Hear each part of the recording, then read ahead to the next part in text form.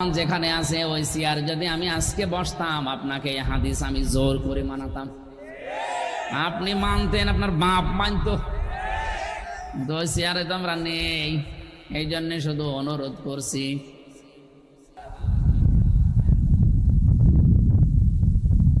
কই আমির সাহেব কই? হ্যাঁ মাওলানা কি করবো, ভয় লাগছে তো। বৃষ্টিও পড়ছে আমার গায়ে যে একটু ফোট, এইভাবে হয় না। আপনাদের মাহফিল দিতে বলেছিল কারা বলেন তো? আপনি যদি নিয়ে আসবেন আমার, এসে রাত 9টার থেকে বসে আছি, না তুলে দিয়ে এতক্ষণ দেরি করলেন কেন? এখন 11টা বাজে। হ্যাঁ